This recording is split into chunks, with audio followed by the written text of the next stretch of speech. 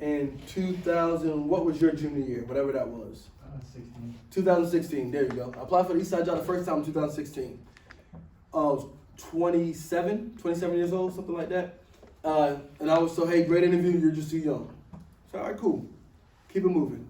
I applied for it again in 2018. And I was told that I didn't get the job because I was black. All right? So 28, 29-year-old me, I was devastated by it. And I was like, man, like how come, you know, I'm a good candidate. I think I'm a good coach. How, you know, like the color of my skin shouldn't matter. And so that's when I went to 96. Then I came back, obviously. And I tell y'all that to tell you this. Don't allow other people's ignorance to dictate where you go with your career. Because there's going to be someone that says, I'm not going to hire a female coach. You can be the best coach in the world. I'm not going to hire a female coach. You know, and it's going to happen. There's going to be someone that says, well, he went to North Greenville. I don't want that Christian stuff in my program. That's going to happen. I promise you there are coaches out there that say, I can't do all this Christian, all this God taught me. I talk about God too much. I don't want this. And the best advice I can give you is no matter what you look like or your gender, be who you are. And don't try to change who you are. Because there's a young man or a young woman that needs you for exactly who you are. And the second you try to change that, you're now screwing up what God has planned for you. So don't be yourself. Remain honest to yourself. Remain true to yourself, and your career will blossom the way it's supposed to blossom. Any questions before I continue? No questions? Man, y'all just like, man, it's Friday. It's Labor Day weekend. Afterwards, because I've got a couple that. Okay, yes, sir. Man, they probably like, man, it's Friday. Man, you need to hurry up. I'm trying to get on the road. I remember the days. I feel you. I'll get through it. I promise. All right. So, but all experiences in coaching aren't bad. There's definitely some moments when in coaching you're going to have an opportunity to be a part of the community, and there's going to be moments to where, one of my players home players passed away in February. Messed me up pretty bad, but it was through my time coaching him and people in the community seeing the relationship that we had. You know, people called me, checked on me, all that good stuff. But it was during his death, during the time when he passed away, that his mom and his brothers and his aunts, uncles was like, "Hey, thank you for what you did for him." And it's moments like that you realize that you made an impact, and it's not just on the person that you're coaching directly; it's on that person's family. And so don't ever forget that. Don't ever forget the experiences of, you know, don't take for granted that one-on-one time you have with an athlete when they come in and say, hey, and coaching's a profession that you're going to receive some weird questions. Like, hey, coach, my girlfriend's pregnant. And there's a 15-year-old kid telling you this. And you have to look, and at 30 years old, you have to look at a 15-year-old kid and tell him that he has to grow up. Those aren't conversations that come easily, but those are conversations that are needed. And so in this profession, you can't sugarcoat what's going on, because you can't expect some kid to come out there, work out for 2 hours for you, then keep a certain GPA so they can be eligible, then come to practice for you and grind so hard, and then when they need you in life, you don't have an answer for them. You can't help them. That's not okay. You can't use kids to pretty much do what it is that you need them to do, so you can get a bigger job or a bigger paycheck and not help them when their life depends on it. There's going to be moments where a kid calls you and says, "Hey, coach, my dad just hit my mom. What do I need to do?" These are conversations that in this profession that you have to answer, and it's not easy. It's not all about the, hey, I'm gonna go out here at my whistle for 2 hours, yell at you, make you let's do Oklahoma drill, and I'm gonna go home. It's definitely not that. That's the smallest part of your career as a coach. I guarantee you. Anybody here still want to be a coach? I love it, because our profession needs good people. And I'll be honest, there's some bad people in coaching. There's no denying it. There's some bad coaches. And when I say bad coaches, I'm not talking about their skill to call plays or to coach a position. I'm talking about their ability to empathize with others and helping them get through life. Because if I just coach, I don't know if I know this, Feder played for me throughout high school. So Feder's an Eastside kid. All right, so if I decided after Feder graduated, I'm just gonna cut him off, he's done to me. He's also one of my coaches now. So he knows, okay, as long as I'm cool, like I have open door policy. You never graduate as far as I'm concerned. Once you play for me, we're family, and I mean that. And when I say family, it's not just, hey, I got a job for you. It's, hey, man, come here. Yeah, I have a job for you, but this is my expectations for you because I want to groom you for what you want in life. And so, and it's always an open door policy. And I promise you, I take care of North Greenville students. If anyone decides they're interested in coaching football at Eastside at some point in their careers, I always take care of North Greenville kids. I think on my staff, I'm a North Greenville grad, and we have one other coach that used to coach at North Greenville. Coach Mullen that used to coach at North Greenville. So I try to take care of my North Greenville folks. All right, now coaching football. Finally, the good stuff, the stuff that you actually want to hear about, right? I am a defensive-minded coach. I played linebacker here, and I'll be the first one to tell you, don't Google me looking for stats because you ain't gonna find them. I was not that guy. And I hate coaches like, yeah, in college, I rushed for 1,200 yards. There's this thing called Google that will expose you. So before y'all be like, hey, I'm gonna Google Coach Wilcox. I finished my career with 10 tackles. 4 years of football, 10 tackles. I was not that guy. And that's probably why I understand the game so well, because I spent a lot of time on the sideline, so I got to watch a good bit of it. But I wasn't that guy. And so the thing is, and I tell my players, I tell players and coaches all the time, look, I really wasn't that good in college. I was a special team fanatic. I played a lot of special teams. And that's when I was like, you know what? I found my niche. I did what was needed. I was a backup linebacker, and I played my role. And that's the same mindset you have to have in coaching. Play your role. Don't get mad because you're over there and you're like, man, I don't know why we running cover 3 all the time.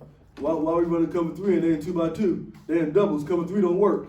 Don't be that guy. If the defensive coordinator calls cover 3, hey, man, you coach it to the best of your ability. Yes, sir. I just got a quick question on yes, sir.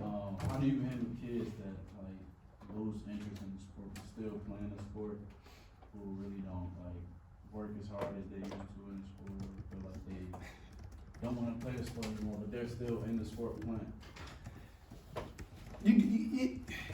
It depends how old they are, and I'm just gonna be honest with you. Freshman, sophomore, I'll work with that kid, like really hard. Juniors, I'm like, come on, man, like we've been through this already. This is, you have 2 years left. You got to figure out what you want to be. Your senior year, I'll send you on your way.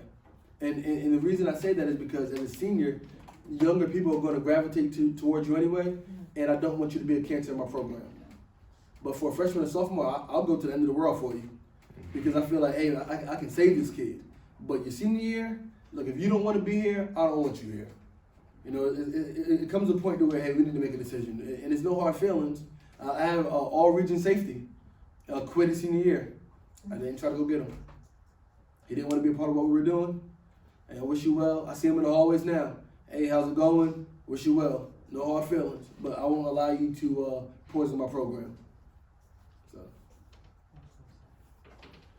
we all know those kids. Exactly. We all, and I'll be honest, some of y'all play with them right now. Man, this is my senior year, man.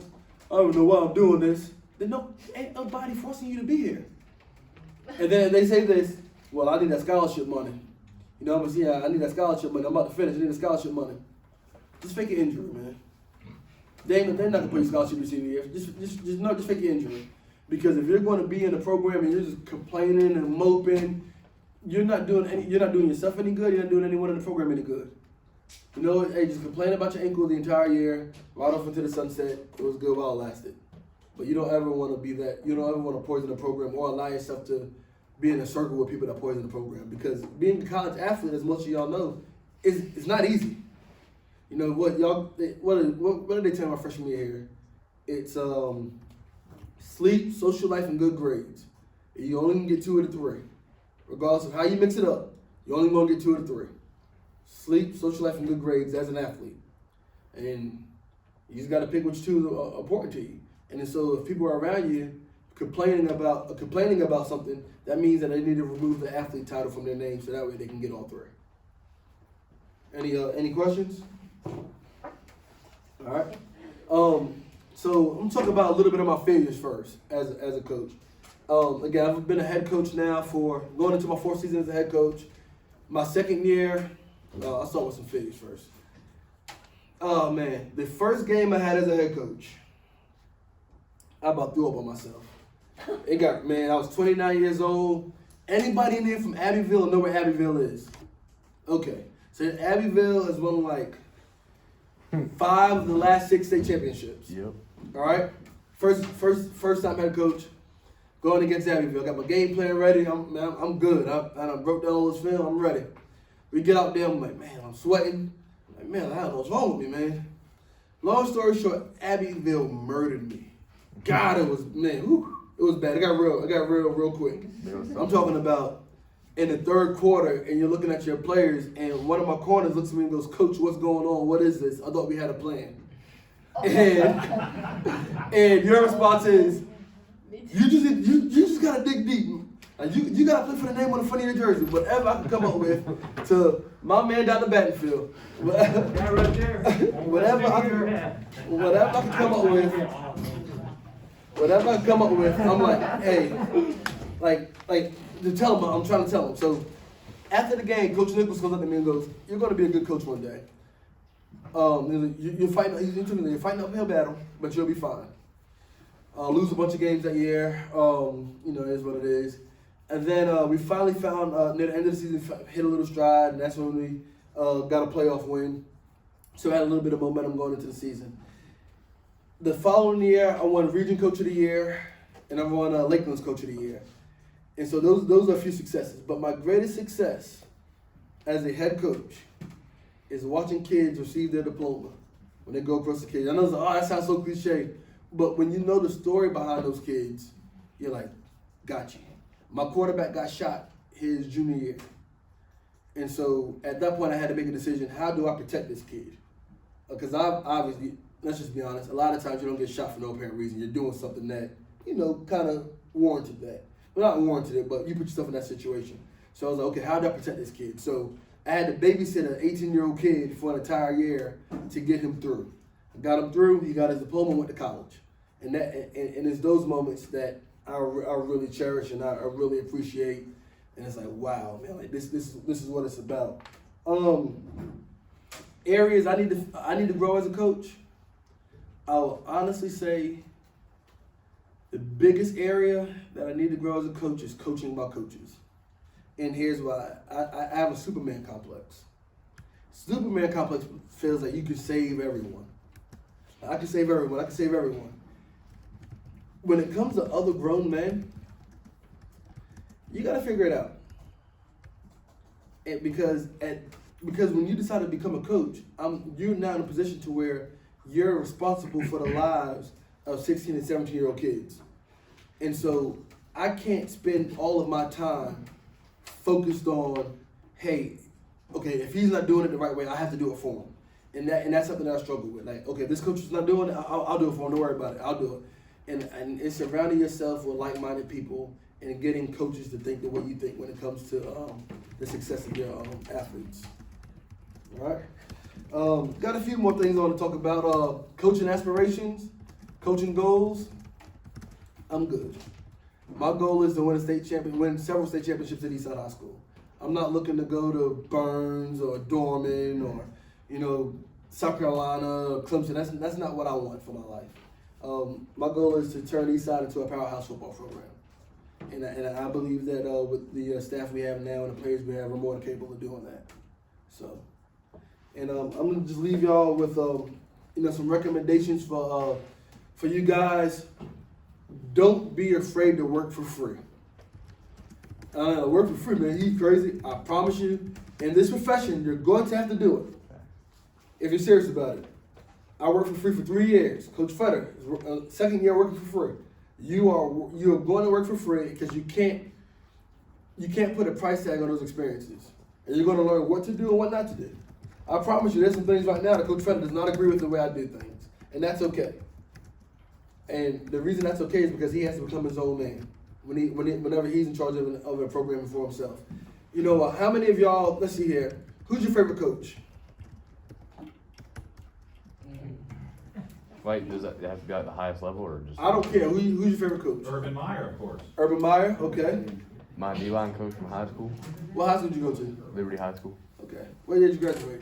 2016. That's why I said I didn't know if you were coaching. I didn't coach against you. How about I got there at 17. that? Coach Taylor. Okay. Anyone else? Coach Chadwell. Coach Chadwell.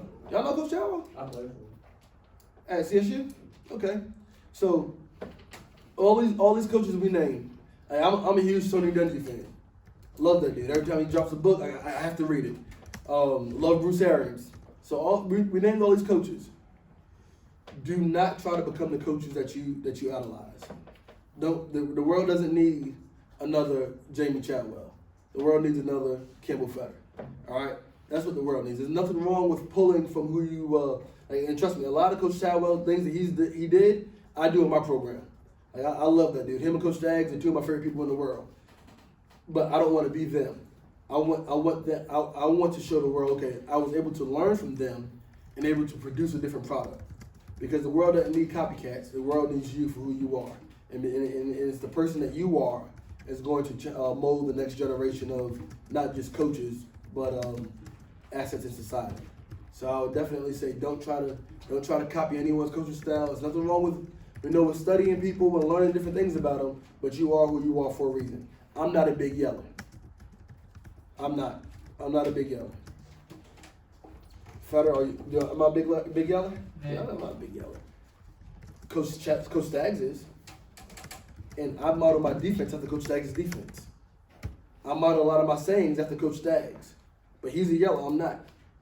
And so you have to be your own man, regardless, or woman, regardless of who you are in this profession. And I would say this, any women in here interested in coaching football? Basketball? Softball? If I say strength and conditioning, it's like all of them know, so. Oh, there's nothing wrong with it. You know Caitlin Bernardi? I work for her. I'm their intern right now. Wow, it's my girl. Love Caitlin. The Bernardis are great people, but I'm not gonna let's dwell on that too much. But I love the Bernardis, good people. But yes, just you are who you are, and don't try to change that for anyone, because we need more people wanting to be themselves. Because the next copycat Dabo Swinney will not be successful. We already saw it. We know who Dabo Swinney is. We don't want the next Dabo Swinney. We want the next coach. All right. Any questions? I don't want to ruin your Friday. I know a lot of y'all looking at the watch is like, man, will this dude hurry up? It's Labor Day weekend. Come on now. Oh man. Any questions for me? Yes, sir. What's the most difficult task of a head coach? Firing coaches. Firing coaches. So give us an example of how you done it. Well, I fired 3 coaches so far as head coach. And every time you fire a coach, you have to take into consideration that this coach has to go home to his wife and say, hey, I'm not quite sure how I'm going to provide for our family next year. And so, but it's a decision. But that's the world we live in. And so having to fire a coach is tough. So every time I fired a coach, I brought him in one-on-one, and I've told him, this is why I'm letting you go. And I've never let a coach go for one reason. Because when coaches mess up, I'll pull them to the side. Hey, coach, I need you to work on this. I need you to work on this. And if they choose not to do so, then they told me that being a part of our program isn't a priority for them. So them being part of my staff isn't a priority for me at that point. Okay, so let me make sure I understand right. So when they mess up, you give them chances. Definitely, You yes, sir. show them how to do it. You're there in their corner to help them improve. But if it doesn't get better, You have they get to. to experience a heavy consequence. Because now And I want everybody to hear this, because this is the reality of the real world. at that point, you show them how to do it, and you give them a few chances. But if they're continuing that behavior, that same behavior is going to become the culture of your program. Let me see if I got that right. If you turn that paper in like that one more time, I've given you the APA sample, and I've shown you how to do title pay. You're just gonna flunk this class. Something like that, Gooch? Exactly. Okay, thank you. Yes, sir. Yes, sir. What are the leading factors to the firing of a coach? What are the factors that make you want to fire a coach? The factors that make me want to fire a coach if they don't change their behaviors. Because look, everyone's going to mess up. I mean, I'm going to mess up as a head coach. My DB coach is going to mess up a coverage. It's going to happen. But if you're not willing to work on the things, work on the areas that you aren't good at, then that shows me that you're not serious about this profession. But I would like to think I'm pretty easy to work with. I never say work for because I feel like it's a joint effort. So I think I'm pretty easy to work with. But I can't tolerate lazy because I know how hard I had to work to get to where I am. And so if you're going to be lazy, and lazy people don't change. Lazy people feel like, well, I'm doing it this way. I don't care how bad it is. I don't care how wrong it is. I'm not going to change. And if that's your mindset, then there's a program for you, just not this one. What steps in your career path, have they been what you expected? Absolutely not. Been way off the side. Yeah, it's been crazy. I didn't expect to go to 96 South Carolina. So, when I got my first coaching job at 29, that was pretty good. I never thought that in a million years I was going to come at the Eastside. And it happened. So it's a lot of unexpected turns. And you have to be willing. You have to be willing to move. You have to be willing to take a chance. Because some opportunities are going to come. It's like, how many athletes do we have in here? All right, cool. So I'm assuming all y'all have multiple offers, and you had to decide, hey, which one? Oh, who said no? Hey, it's cool. I was a walk-on, man. It's okay. I walked on here. But most athletes have options, and they're like, okay, I gotta take a leap of faith. I'm gonna go to North Greenville over Newberry. I'm gonna go to North Greenville over Tulsa Southern, whatever it is it may be. And it's just like that in coaching. Some situations look really good, but it's not right for you. So, but you have to be willing to move a little. Yes, sir. When you moved from 96 to Eastside, what was the message, I guess, to your team? I cried like a baby. I'll be the first one to admit it. I cry. I'm a man. Don't get me wrong, but I drop tears because it's not just about the game for me. I love my kids, and when I say, hey, you guys are my family now, I mean that. And so when you have to look your family in the eyes and say, hey, I'm going to lead another family. I mean that does something to you. Because you're not doing it because you dislike them. You're doing it because it's the right decision for you and your family, as in your wife and your children. And so, man, I left 96. I sat on the stage. I cried. Went in my office and cried. Had kids in my office praying for me, crying. It was emotional, but because I don't do it for the WYFF interviews. I do it to make a difference in lives, and so. And then when you see a kid right on the cusp of changing and you have to leave them, that's tough. So yeah, I told them I didn't sugarcoat it. Told them I was leaving. Told them where I was going and why I was leaving. And part of me leaving 96, and I'm just gonna be honest with you, there were some people in the community that just wasn't happy with me because my coaching style is different. And the way I say that is, I'm not gonna kick a kid off my team because he's a troubled kid. Because if I kick you off my team, what are you doing? So I have you at practice at least from 4 to 6. I know what you're doing. Now, if you're not a part of my program, I'm hoping you're so tired you just go home and go to sleep. But if I have you as if you're not a part of my program, and I know the neighborhood you live in, I know what you're doing. And so I kept those kids in my program, and I'm always gonna keep those kids in my program. Like all the drug dealers and the kids that fight in the hallways that every teacher's afraid of, bring those kids in there. I want those kids because the only thing those kids are missing is that they never received love, and it's a way to love kids and be like, hey man, I got you. Once any person in this world realizes that you hey man, you have their back, they'll run through a brick wall for you. And now that kid that every teacher was afraid of is now the kid that every teacher wants a picture with to put on Facebook on Friday nights. So, but I'm not, and some of the people in the community just didn't like the fact that my quarterback was an alleged gang member and got shot. I love that kid. So. That's just a great philosophy. So you're coaching life, and not just football. You're coaching young men and not just footballers. And that's a big difference there. So what he's just described is his outlook and his philosophy of coaching is more holistic than it is just sports specific. I really appreciate you sharing that. Thank you. Yes, sir. What's the most important characteristic you look for in coaches? Like someone you're hiring or just somebody you admire, something like that?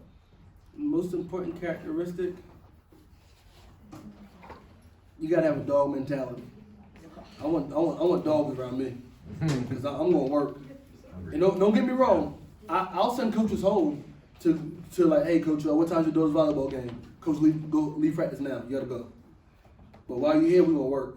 And I faith, family, football in that order. And family comes before football.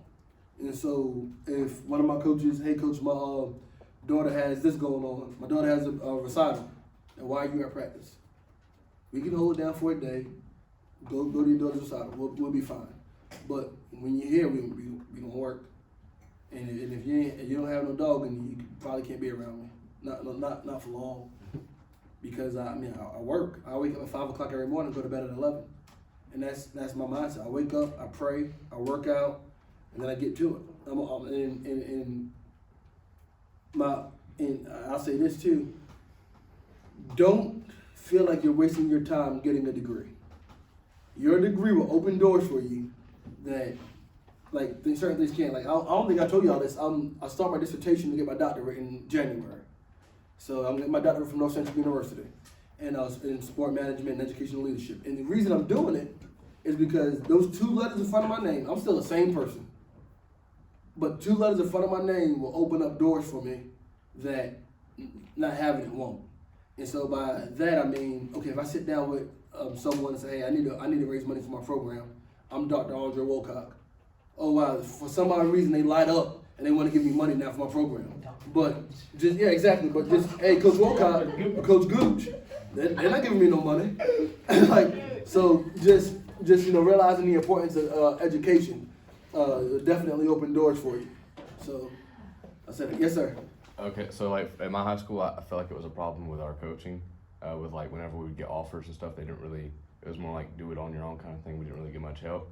How do you deal with like coaching and also helping players that do have offers? Invest in them, helping them get the best opportunity. I'm gonna be 100% honest with you, and I'm gonna look you square in the face while I tell you this. A coach ain't gonna put their name on everybody. You can't, because you can rush for. I'm gonna tell you my philosophy. I'm gonna tell you coach's philosophy. I'm gonna tell you my philosophy. Coach's philosophy is, you rush for 2,000 yards, you're the man. But when you leave practice, you're selling drugs and putting your hands on women. I can't put my name on you. I can't send you to Charleston Southern or North Greenville or wherever. I can't send you anywhere and say, hey, he's a good kid, give him a shot. That's a good offer right there. You can't do that. My philosophy is this: if you're that bad, I don't want you in my program anyway. So I'm not going to use you for your 2,000 yards, and then when it's time for an offer to come, I don't tell you anything about it. I'll get rid of you before the offers ever come. So, but coaching, the college aspect of it, again, I want dogs around me. And part of being a dog as a head coach, in my opinion, is harassing college coaches. And you in my office right now, I have a list, I have a class of 21, 22, and I have what level I think they can play on. So if a kid is a Division II kid, I'm emailing and calling every D2 coach I know. I'm on Twitter. I'm DMing coaches. I'm that coach. Hey, coach, got a kid for you. Here's the huddle link. I will harass you until you say, coach, I got it. I'll look at his film. All right, that's all I want. I will harass coaches because, again, I don't think that it's fair to use a kid if you're not going to help him achieve his goals in life. You talk about your football Thursdays? College Thursday. That's interesting. So it came about because I have all these kids who coach on play college football, want to play college football, and I'm like, okay, it's not Clemson or bus.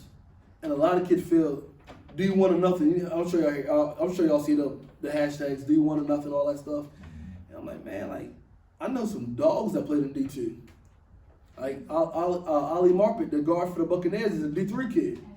And so I'm like, you know what? I'm going to show these kids the different schools that I know of where they can get an opportunity to showcase their talents. Because, again, if Emory and Henry offers you, that's opportunity. If Methodist in North Carolina offers you, hey, it's opportunity. Don't be snooty or snubbish toward the Division II schools or the Division II schools when you have an opportunity to get after it. And so what I do is I just try to show different schools, mainly in the state of South Carolina, but I'll venture off here and there. But I just want the kids to know, hey, man, it's more to football than comes to South Carolina. So, I mean, that's where that came about. And the cool thing about it is a lot of college coaches will send me messages like, hey coach, I'm gonna send you a shirt. So like I think next week I'm gonna do East Tennessee State. So that's what that came about. A lot of coaches like it. Some coaches get mad though. Hey coach, I sent you a shirt, when you gonna wear it? I'm like, man, just calm down. So yeah, a lot of coaches get mad about that. They send you a shirt on Monday, they want you to wear it on Thursday. So any other questions? Tell us who you report to, and what are some things that they measure or evaluate you on? So I report to my athletic director. My athletic director is also the head wrestling coach, and the biggest thing with me that he harps on is pretty much the culture of your program. Like we lost in the first round this past year. He didn't say anything about it. He was more concerned with the culture of our program. Okay, how's your culture looking next year? I know this is your first year. How do you expect it to look next year? All right, or which coaches are on your staff that you feel that are cancerous to your culture? And his biggest thing is the culture. Now, we went 8-3 last year, so that helps.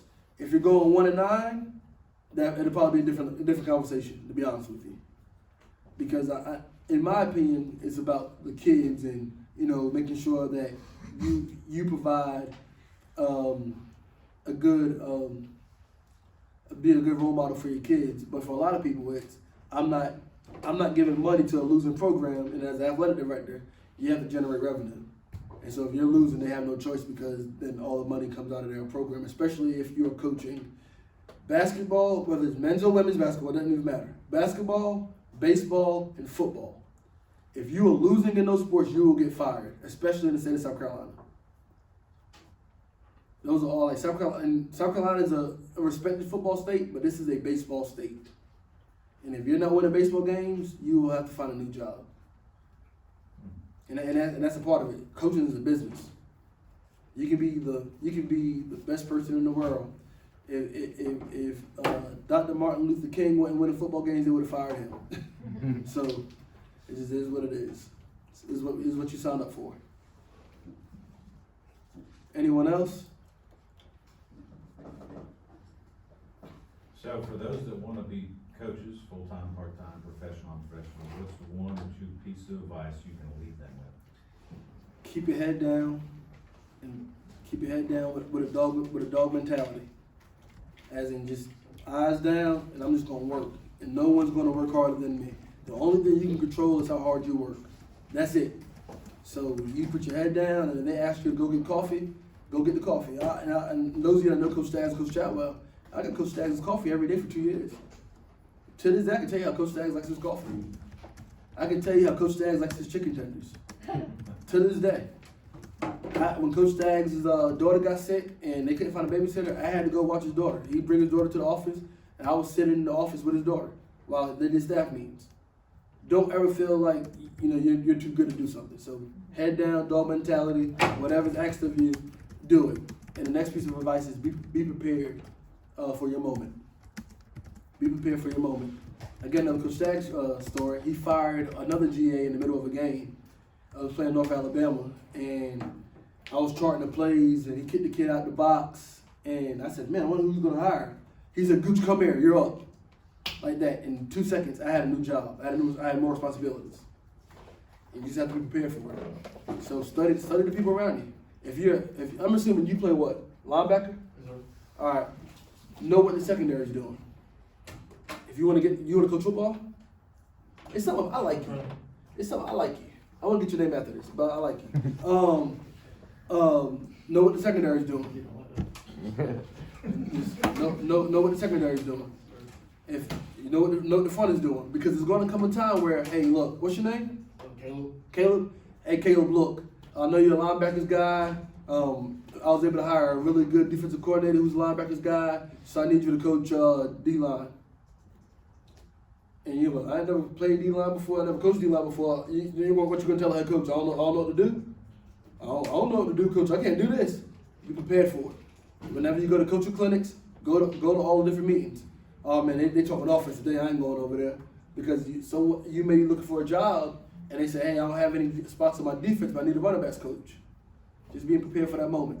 So be prepared and just grind. Anyone else? It's Friday, so y'all get out of class at what, y'all supposed to get out at 12:50, right? No, this class actually goes to 1:30, so you have more time to preach if you want. I don't want to do them like that. Go on. I've been in there since, this is their plan. When we get out of class, I'm gonna run to the cafe real quick, grab something to eat, then I'm gonna hop in my car and head home. Cause you don't got till 2 o'clock. The cafe was 2 o'clock? Oh yeah, there's one chair. But Yeah, straight away, Usually, man. tell us how your season's gonna shape up this year, now that you got the coach. we're gonna win state this year. Yeah, okay. I'll put money on that one. How many games you got scheduled? 7. 7? 7 games in the playoffs. Okay. I All feel, conference teams? yeah, and I'll be honest, I feel like we're gonna win state every year, and that's my mentality. I never go into a battle feeling like we're not gonna come out of it. So I feel like you can ask me this question next year, everyone wins state. But this season, as far as the COVID stuff goes, we just got word that we're allowed 610 fans in the stands to sit down, and 90 fans for standing room. So only 700 people in the stands, which, and if you guys get in the coach, you gotta understand it's a business too.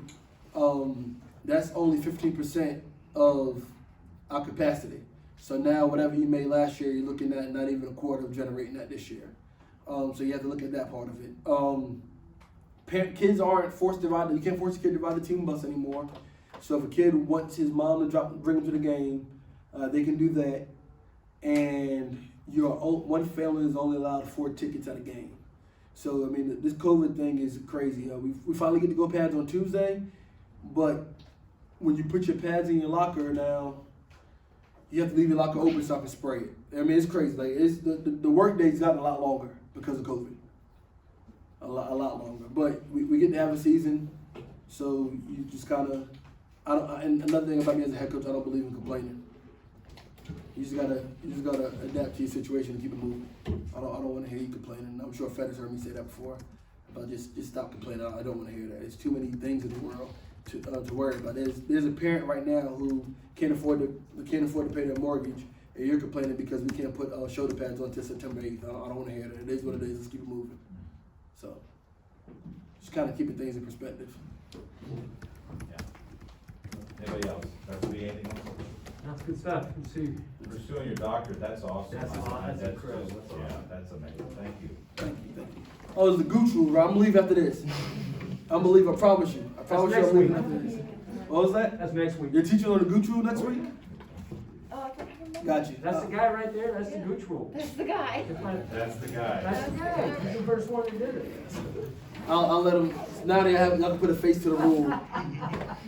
I'll apologize in advance, but Coach, I'm Dr. Briggs. I'm good. I don't want to keep anyone any Thank you. longer. Thank you very much. Thank you.